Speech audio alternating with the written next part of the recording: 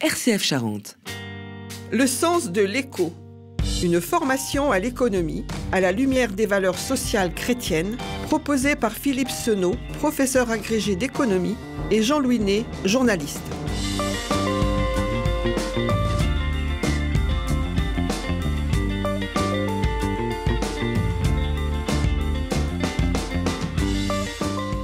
Aujourd'hui, la protection sociale. Le sens de l'éco. Le capitalisme mis en application à l'état pur serait ce qu'on appelle un capitalisme sauvage, une sorte de loi de la jungle où seules les plus fortes l'emportent. Petit à petit, cependant, et d'abord de manière collective et spontanée avec le mouvement mutualiste, mais aussi du fait de certains patrons qu'on a qualifiés depuis de paternalistes, se sont installés des systèmes de solidarité pour aider les plus faibles, les plus démunis, et apporter un minimum de sécurité à tous. C'est ce qu'on appelle la protection sociale. Elle est appliquée à des différents niveaux, d'ailleurs des niveaux très différents selon les pays. Philippe Senot, on peut dire que la protection sociale donne un visage humain au capitalisme. En quoi consiste-t-elle ? La protection sociale, comme son nom l'indique, c'est une protection, c'est-à-dire protéger socialement la population, chaque fois qu'elle est confrontée soit à un risque, soit à un événement de la vie. Cet événement, il peut être heureux, la naissance, il y a une protection sociale sous forme d'allocation familiale, soit malheureux lorsqu'il y a une maladie, par exemple. Et là, c'est l'assurance maladie, par exemple. Voilà. Autre élément malheureux, l'assurance chômage, quand on se retrouve sans emploi.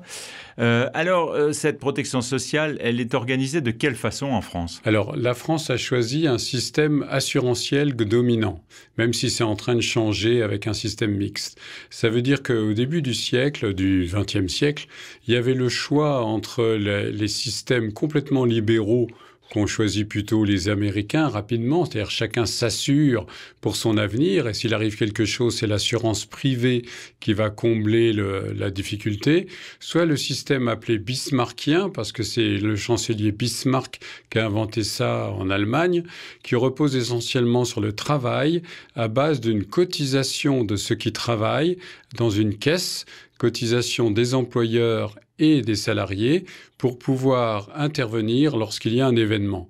À cela s'est ajouté après la guerre un système appelé beveridgien, du nom de Lord Beveridge, un Anglais, qui est plutôt de faire un système étatisé où c'est l'État qui systématiquement fait la protection sociale et là le paiement c'est pas par cotisation, c'est par l'impôt. Ce sont trois systèmes différents, mais l'objectif est le même, il s'agit de protéger la population face à un événement de la vie. Donc, il y a plusieurs caisses, j'allais dire presque une caisse par risque. Est-ce que vous pouvez nous les décrire et nous expliquer comment elles sont financées en France ? D'une manière générale, on peut dire que ce qui est quand même incroyable, c'est que dans le monde moderne, il y a eu un progrès fabuleux grâce à la croissance. On peut dire que de la naissance, et même avant la naissance, allocation prénatale, jusqu'à la mort, les allocations qu'on verse après le décès, l'ensemble des assurances interviennent pour que la vie puisse se passer le plus normalement possible. Alors, quelles sont les caisses ? Vous avez par exemple la CAF, Caisse d'allocation familiale, qui va intervenir dès que ça concerne l'enfant, la naissance notamment, et puis après, au moment de l'éducation, ils reçoivent systématiquement des allocations, y compris allocations pour aller en vacances, y compris les allocations de rentrée scolaire, et ainsi de suite. Vous avez la caisse d'assurance maladie, qui parfois peut avoir d'autres noms, des mutuelles. L'éducation nationale, c'est la MGEN, mais la caisse d'assurance maladie va essentiellement assurer contre le risque maladie, invalidité et accident du travail. C'est-à-dire que là, ça repose sur des cotisations liées au travail et vous recevez des indemnisations, indemnités journalières par exemple, si vous êtes absent de votre travail le temps de vous soigner, ou remboursement des médicaments ou du médecin si vous êtes malade. Et puis vous avez par exemple aussi les allocations chômage, gérées par l'UNEDIC. Et là, ce sont des allocations qui sont versées quand vous perdez votre emploi et qui sont versées sous forme de conditions. Il faut avoir travaillé un minimum de temps et puis ça peut être en général dégressif, c'est-à-dire qu'au fur et à mesure que vous êtes au chômage, l'indemnité diminue pour vous pousser à travailler, et ainsi de suite. Et puis à côté de ça, il faut bien voir que tout ce système-là qu'on vient de décrire, c'est assurantiel. Mais à côté de ça, il y a maintenant de plus en plus le système étatique, c'est-à-dire l'État intervient pour combler des trous où les personnes ne peuvent pas s'assurer parce qu'ils ne travaillent pas. C'est le cas, par exemple, de toutes les allocations liées au handicap et qui n'est pas lié à une activité de travail. Vous pouvez ne pas travailler, être handicapé, et vous recevez une allocation d'handicap pour vous aider à vivre normalement. C'est le cas, bien sûr, du RSA. Si vous n'avez pas l'allocation chômage, vous pouvez avoir ce revenu minimum. Il y a donc toute une série d'aides qui interviennent comme ça pour combler un peu les trous. Donc, ce qui explique que la France est dans un système mixte, à la fois assurantiel et à la fois de solidarité étatique. Toutes ces caisses que vous venez de nous énumérer, elles n'ont pas toujours existé. Comment sont nés ces mécanismes de solidarité avec les caisses de secours peut-être qui existaient au XIXe siècle? Comment est-ce que c'est né? À l'initiative de qui? Au début, c'était tout à fait des initiatives, on peut dire, de patrons. Souvent d'ailleurs de patrons chrétiens, qui ont essayé de créer des caisses de solidarité. Mais ça correspondait plus à une sorte de paternalisme un petit peu poussé à l'extrême. Il faut vraiment attendre la guerre de 14 et juste avant le système bismarckien pour pouvoir introduire progressivement d'abord l'assurance liée à tout ce qui est social, lié à la maladie. C'était l'élément clé du départ, parce que c'était le drame. Quelqu'un qui était malade, il perdait son revenu, pas de revenu de substitution, et c'était tombé dans la clochardisation, par exemple. C'était flagrant dans notre pays. Dans les années 1920, en 28, l'assurance sociale devient quasiment obligatoire en France. Et puis, à partir de 1945, c'est le système de la sécurité sociale qui apparaît quand le général de Gaulle crée ça avec le gouvernement provisoire, qui a essayé de faire une synthèse de toutes les forces politiques. Et ce programme visait à créer la sécurité sociale qui est intervenue dans les grands risques, invalidité, maladie, retraite, notamment. Et puis progressivement, c'est parce que le pays est de plus en plus riche qu'on arrive à dégager des recettes, là des recettes par l'impôt et non plus la cotisation, pour pouvoir intervenir sous forme d'autres allocations, type ce qu'on vient de citer, le RSA, l'allocation handicap notamment. Alors, donc, toutes ces assurances ont, pour une partie, été initiées par les employeurs, mais pas toujours de bonne grâce. Il y a eu aussi toutes les luttes syndicales qui ont amené à un certain nombre de droits et de garanties. Tout à fait. C'est vraiment deux mouvements parallèles. On ne peut pas, disons, dire quel est celui qui a été le plus important. D'un point de vue objectif, quand on regarde l'histoire, on peut dire qu'il y a eu à la fois des forces internes à l'économie, c'est-à-dire des entrepreneurs, qui objectivement ont constaté qu'ils avaient aussi leur devoir de protéger leur personnel auquel ils étaient attachés. L'évolution des mentalités, de la morale, c'est le cas des mouvements d'action catholique qui sont intervenus massivement pour essayer d'améliorer le sort social de quantité de catégories. Et puis de l'autre côté, des luttes politiques, des luttes syndicales. On connaît tous les épisodes des grandes manifestations, du Front populaire et ainsi de suite. Donc ce sont vraiment deux mouvements parallèles qui ont fait qu'ils se sont retrouvés sur l'idée qu'il fallait une protection sociale, le pouvoir politique reprenant un petit peu ces deux mouvements pour pouvoir influencer et décider, parce qu'il faut que la loi ensuite organise le système assurantiel ou le système étatique. Et on prend par exemple, la CMU, la couverture médicale universelle, faut attendre 2000. Le RSA, faut attendre 1988. La dépendance, on est en train de le créer. C'est-à-dire qu'au fur et à mesure que le pays s'enrichit et dégage des moyens de protéger socialement, on peut dire que la couverture sociale s'améliore. Alors, vous nous dites qu'il y a eu deux sources, donc d'une part un certain nombre de patrons éclairés, et d'autre part les luttes sociales. il y a quand même eu aussi de l'auto-organisation des travailleurs. Ces caisses de secours, il y a bien eu quand même des initiatives, j'allais dire quasi syndicales, d'organisation des travailleurs, ou c'est un mythe? Non, c'est pas un mythe. Ça a été des expériences qui ont donné l'idée de généraliser. Finalement, la sécurité sociale, c'est rien d'autre qu'une généralisation de tous ces mouvements et ces expériences. Encore une fois, quand l'économie crée quelque chose, c'est un progrès technique, la protection sociale, sous forme c'est un progrès humain. Si on constate que c'est un bienfait pour le bien commun, pour l'intérêt du pays, eh bien à ce moment-là, les forces productives, les entrepreneurs, les entreprises de manière générale, les syndicats, puis l'État, les forces politiques, interviennent pour essayer de mettre de l'ordre dans tous ces mouvements et de faire des choix stratégiques. Faut-il laisser plutôt une liberté absolue comme aux États-Unis? Faut-il faire un système étatisé mais alors obligatoire comme en Angleterre? Ou faut-il un système assurantiel comme en France, en Allemagne ou en Belgique? Le sens de l'écho. Philippe Senot, Jean-Louis Ney. Pour faire le lien avec certains de nos épisodes précédents, est-ce qu'on peut dire que la protection sociale crée de la richesse et participe à la croissance du PIB? C'est indiscutable, parce que la protection sociale améliore la qualité de la population. Il est évident qu'une population en bonne santé, une population qui est mieux soignée, une population qui a moins peur de l'avenir, est une population qui, par définition, ne va pas hésiter à être productif, à être inventif, à aller de l'avant. La protection sociale est une nécessité. De toute façon, comme toute protection, c'est nécessaire à l'économie. Donc une protection sociale permet à l'économie d'être dans un climat beaucoup plus serein, en dehors de l'aspect purement social, qui par définition est considéré comme un bien. Qui pouvait d'ailleurs être cette volonté de créer des bonnes conditions économiques pouvait être une des motivations aussi des chefs d'entreprise quand ils ont créé un certain nombre de protections. Absolument. L'absentéisme, par exemple, peut coûter très cher à une entreprise. Et les accidents du travail, c'est pareil. Donc, de toute façon, là aussi, ça peut être du gagnant-gagnant. Et je pense que les partenaires sociaux l'ont tout à fait reconnu. Après, ça va être le partage, c'est-à-dire qui en prend la charge, sur quel montant. Et là, vous avez des choix stratégiques et politique. Alors, on peut se poser d'ailleurs, la question alors, je vais faire un petit blanc parce que voilà. Non, je voulais revenir sur le PIB. Le sens de ma question sur le PIB portait aussi sur une participation plus directe de la protection sociale au PIB. En gros, est-ce que les allocations familiales constituent un apport supplémentaire au PIB? Est-ce que l'action des médecins est un élément de création de chiffre d'affaires, d'une certaine façon, de la nation? Oui, tout à fait, puisque le PIB, c'est l'ensemble des valeurs ajoutées.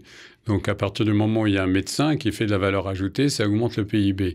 Mais d'une manière générale, les dépenses sociales, les dépenses de santé, les dépenses chômage, c'est rien d'autre que de l'application de la politique keynésienne, c'est de la relance. C'est-à-dire, vous mettez dans les circuits économiques des revenus.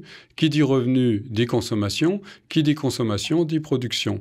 D'ailleurs, on l'a bien vu avec la pandémie, le simple fait qu'il y ait eu toute une série de protections sociales et de revenus qui ont été distribués alors qu'il n'y avait pas de production, ça a permis de maintenir le niveau général de la consommation et d'éviter les catastrophes de type 29, donc de maintenir la consommation dans un minimum avec une relance beaucoup plus facile ensuite.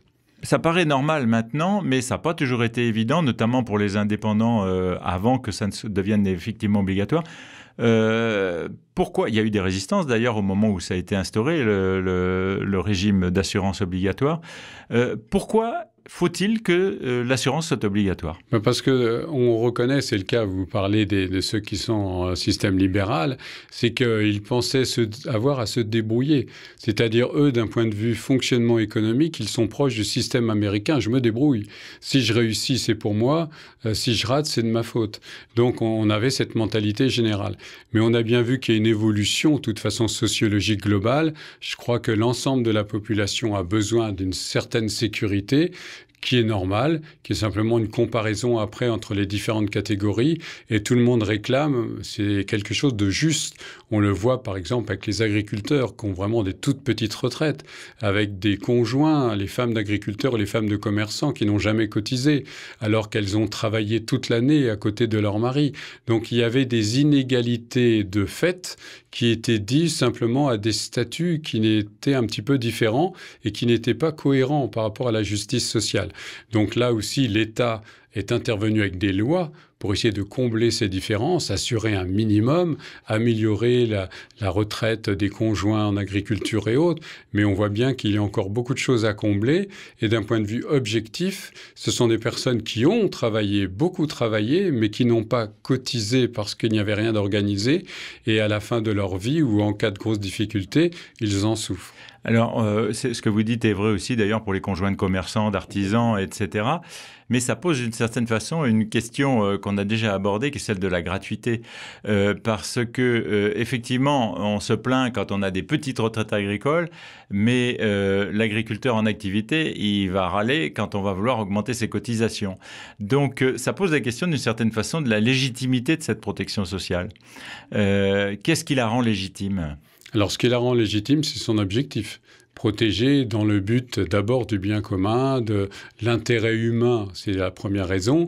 La deuxième, on l'a abordé à l'instant, c'est le fait économique. Cette protection sociale est une manière de maintenir l'activité. Mais derrière votre question, il y a un vrai problème et un vrai sujet d'actualité où l'Église d'ailleurs a son mot à dire. Cette notion de gratuité, ça ne veut rien dire. En économie, rien n'est gratuit. Il y a toujours quelqu'un qui paye. Quand on dit l'autoroute est gratuite, ça veut dire que celui qui l'utilise ne le paye pas. Et c'est peut-être la petite vieille dame au fond de sa Bretagne qui n'utilise jamais l'autoroute qui va payer pour cette autoroute. Est-ce juste ? Ça, c'est un autre problème. Faut-il le faire ? C'est aussi un autre problème. Mais quand on réclame la gratuité, ça veut dire qui paye ? Et à partir de là, les problèmes peuvent être très différents.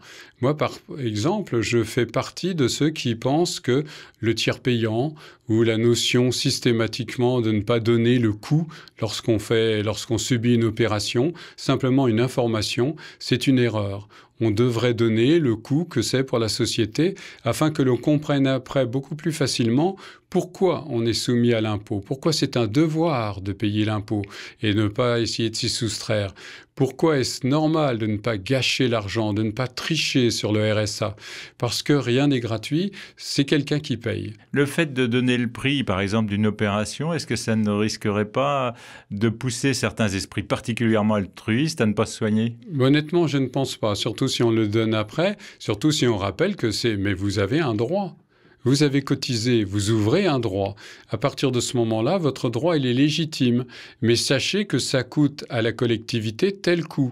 Vous avez ce droit, mais vous avez aussi après le devoir de contribuer à cette légitimité par vos impôts, par vos cotisations, en ne faisant pas systématiquement tricher sur la déclaration fiscale, ce qui est un véritable jeu souvent en France.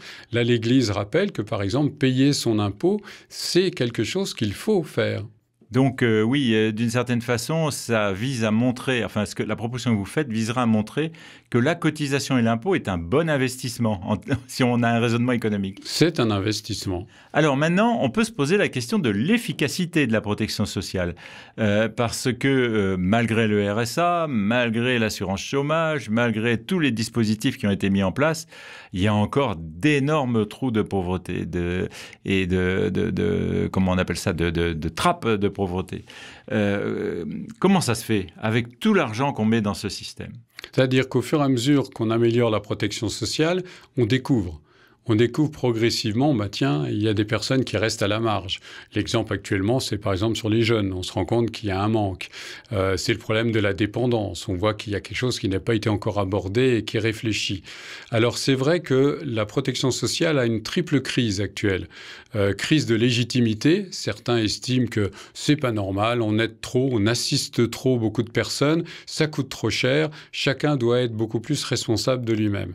Il y a une crise financière cher. Il est évident que ça coûte de plus en plus cher. Tous ces caisses sont en déficit, que ce soit la CAF, le système de retraite, toutes les protections par définition. Comment on va payer dans les années qui viennent? Et puis, il y a une crise d'efficacité. C'est vrai que votre question est pertinente parce qu'au fur et à mesure qu'on améliore, on se rend compte qu'il y a des gens qui restent sur le bas-côté. Comment faire pour pouvoir intervenir aussi? Alors, c'est le rôle de certaines associations qui vont intervenir pour soutenir, je pense à Emmaüs, les Restos du Cœur, etc., qui comblent des trous. Et puis, progressivement, c'est l'État qui doit intervenir, peut-être pour légiférer. C'est le cas actuellement de tout ce qui est allocation dépendance, qui commence à apparaître et qui va être une nécessité compte tenu du vieillissement. Mais le problème peut-être le plus important dans l'avenir à très court terme, ça va être le problème des retraites, notamment le fait qu'il y a de moins en moins de cotisants du fait du vieillissement de la population et de plus en plus de prestataires et qui ont la bonne idée de vivre de plus en plus longtemps. On sait très bien que vous avez, grosso modo, il y a 10 ans, 4 cotisants pour 1 retraité. Maintenant, vous êtes à 2 cotisants pour 1 retraité. En 2034, c'est demain. Vous aurez 1 cotisant pour 1 retraité. Et là, c'est mathématique. Où on va devoir baisser les retraites, où on va devoir taxer le jeune. A-t-on le droit de mettre sur le poids de toute la jeune génération et futures générations le poids de ces retraites? C'est l'enjeu de la réforme actuelle des retraites. Alors, ça pose la question du financement des retraites et de la protection sociale dans son ensemble, qui repose essentiellement sur le travail, donc avec tous les problèmes de compétitivité que ça peut poser. Mais ça pose aussi le problème de notre système de retraite par répartition, qui est très dépendant de la démographie, au contraire du système par capitalisation, où c'est une forme d'épargne qui est faite. Alors, est-ce que vous pouvez d'abord nous expliquer ces 2 concepts de retraite par capitalisation et retraite par répartition, et puis les avantages et inconvénients respectifs? Alors, la retraite par capitalisation, c'est le système anglo-saxon, Angleterre et surtout américain. Chacun met de côté de l'argent dans sa banque, dans un système actionnarial. C'est le cas malheureusement de certains fonds spéculatifs, mais bon, ils placent leur argent. L'objectif, c'est quand je serai vieux, à la fin de mon activité professionnelle, je récupère un capital. Je vais récupérer un capital, soit régulièrement versé tous les mois, ou un gros capital que je replacerai et utiliserai. C'est le premier système, la capitalisation. La France, l'Allemagne, la Belgique a refusé ce système, préfèrent la répartition qui est a priori beaucoup plus juste, qui repose sur la cotisation et qui est fonction essentiellement de la durée de cotisation. Alors après, avec des variantes, en France, il y a plusieurs systèmes, notamment des systèmes où vous avez des statuts, les systèmes RATP, SNCF et compagnie. Là, c'est un autre problème. Mais la répartition, ça veut dire que vous cotisez un certain nombre d'années, donc 42 ans actuellement en France, et au bout de ces 42 ans de cotisation, d'un nombre de trimestres correspondants, vous avez droit à la retraite, et en fonction de ces cotisations, votre retraite est calculée. À cela s'ajoutent des retraites par capitalisation qui est joint, puisque vous pouvez avoir des retraites complémentaires, vous achetez des points à CEDIC, c'est un autre système, mais les points, par exemple, ARCO, AGIRC, et ça vous donne une retraite complémentaire et qui va être fonction du nombre de points que vous avez acquis en plus de cotisations volontaires ou par votre patron qui a accepté de payer aussi un peu plus. Donc ça, c'est la répartition. Et là, on voit bien que la répartition, compte tenu de la démographie, a un gros inconvénient, c'est que quand la population vieillit, il faut simplement augmenter la durée des gens qui cotisent pour pouvoir assurer un minimum de versement à ceux qui deviennent âgés. C'est vraiment l'inconvénient. Ça veut dire qu'au fur et à mesure que vous augmentez l'espérance de vie, qui augmente, je vous rappelle, d'1 trimestre par an en France depuis 20 ans. Ça veut dire tous les 4 ans, on augmente d'1 an. Donc moi, je me souviens de mes grands-parents qui me disaient à la retraite, mon espérance de vie, elle est de quoi ? 1 à 5 ans. C'est ce qu'ils me disaient juste au lendemain de la guerre. Maintenant, on se rend compte que c'est pas vrai. Les retraites, on avoisine les 80 ans pour les hommes et 87 ans pour les femmes. Donc, on va vivre une partie de sa vie et parfois une longue partie de sa vie en retraite, en touchant des allocations. Donc, ça veut dire que le seul moyen de sortir du problème financier, c'est d'allonger la durée de cotisation, ne serait-ce que parce qu'on vit plus longtemps, donc il faut travailler plus longtemps. Il n'y a pas d'autre moyen de le faire. Le système par capitalisation, lui, a un gros risque, c'est que vous placez votre argent dans un fonds Et si tout d'un coup le fonds fait faillite, c'est le cas, là vous perdez tout. C'est-à-dire que du jour au lendemain, non seulement il est injuste parce que chacun met de côté pour son propre avantage, voilà, aucune solidarité, alors que en plus s'il y a l'effondrement d'un fonds de pension qui a gardé, ça a été le cas aux États-Unis sur certains fonds de pension, tout d'un coup vous devenez clochard. Tout à fait. Alors, pour la retraite par répartition, pour bien comprendre le danger, c'est que ce sont les cotisations des actifs aujourd'hui qui paient maintenant les retraites des retraités.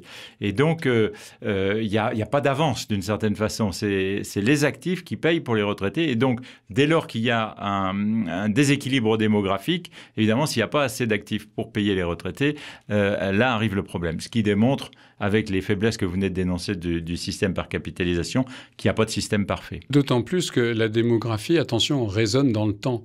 C'est-à-dire que le baby crack qui a commencé en 1964, après le baby boom, le baby crack, il y a moins d'enfants. Ces moins d'enfants arrivent sur le marché du travail à 21 ans, 6 mois là, en moyenne sur le marché du travail. Ça veut dire à partir de 1985... Tiens, c'est bizarre. Au moment où tout d'un coup, il y a eu du chômage important aussi. Eh bien, il y a de moins en moins de cotisants depuis 85.